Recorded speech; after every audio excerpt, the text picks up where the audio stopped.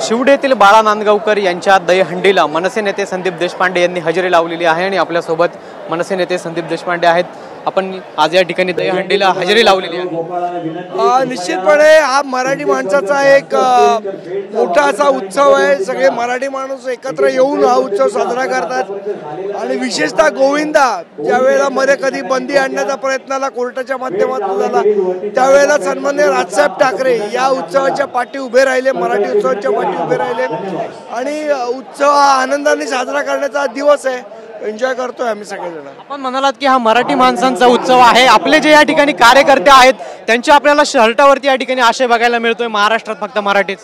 निश्चितपणे महाराष्ट्रात मराठीच चालणार आणि जो मराठीचा अपमान करेल त्याचं काय होणार आहे आम्ही दाखवून दिलेलं आहे। नक्कीच आपण जर बघितलं तर या ठिकाणी मानवे मनोरे रचून या ठिकाणी हंडी फोडली जाते। आगामी काळात निवडणुका आहेत, कोण महापालिकांची आगामी काळात स्थानिक स्वराज्य संस्थांच्या निवडणुका आहेत, महापालिका आहेत, कोण ही निवडणुकांची हंडी फोडणार?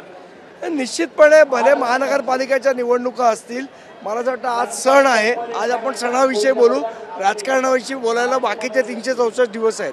सकाळी आपले याच मंचावरती शिवसेना ठाकरे गटाचे नेते देखील आले होते। आगामी काळात देखील अशाच पद्धतीने आपण निवडणुकांना देखील एकत्र मराठी माणूस उत्सवांसाठी सणांसाठी एकत्र येतोय, ही अतिशय चांगली गोष्ट आहे आणि हीच मराठी माणसाची एकजूट राहिली पाहिजे। पण आगामी काळात मनसे आणि ठाकरेंची शिवसेना आपल्याला निवडणुकीत एकत्र पाहायला त्या संदर्भात जे आहे ते सन्माननीय राजसाहेब बोलतील। धन्यवाद। आपल्यासोबत मनसे नेते संदीप देशपांडे होते, त्यांनी बाळा नांदगावकर यांच्या दहीहंडीला या ठिकाणी उपस्थिती लावलेली आहे। कॅमेरा पर्सन कुशल पाटीलसह पवन येवले, TV9 मराठी, मुंबई।